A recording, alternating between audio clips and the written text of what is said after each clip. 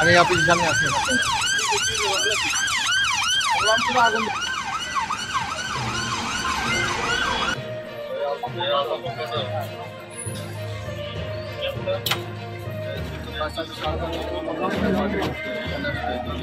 ইয়ের মধ্যে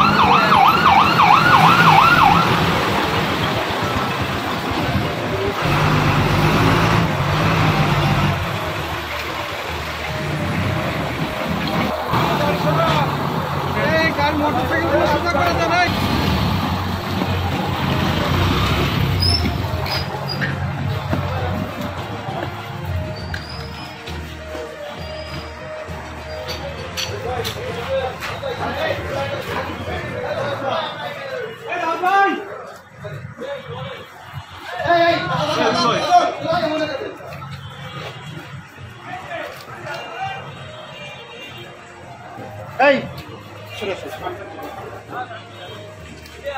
पानी दे पानी दे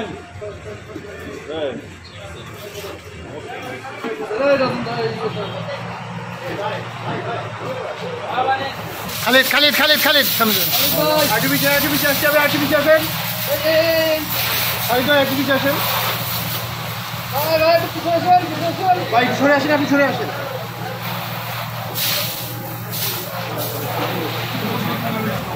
আজাদ সামনে যাবি না এই আজাদ আজাদ আমি কিন্তু সামনে চলে আসবো ভাই পিছে আসো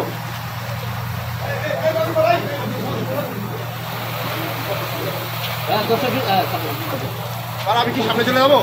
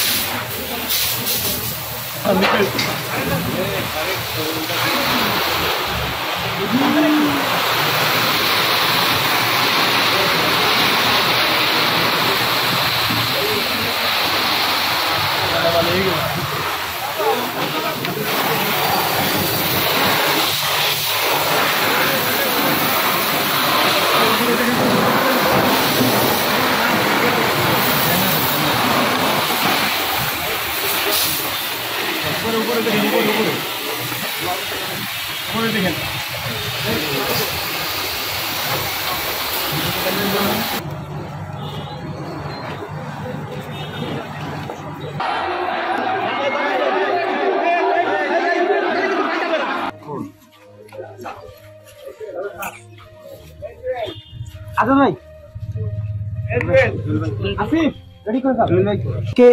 আমরা রেডি সবাই। আমরা দেখলাম যে পার্টি অফিসে ভাঙচুর হয়েছে, আগুন জ্বালানো হয়েছে।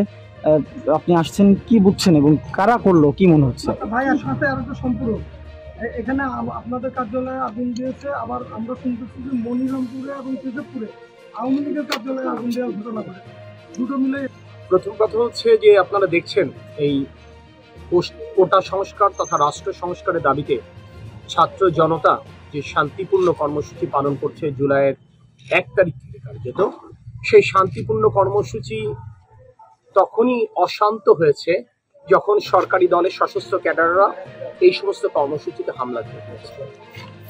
যশোরে অতীতে বিএনপি কার্যালয় একাধিকবার আক্রান্ত হয়েছে, আমাদের শীর্ষ নেতৃত্বের বাড়িতে একাধিকবার তারা বোমা হামলা করেছে, ভাঙচুর করেছে।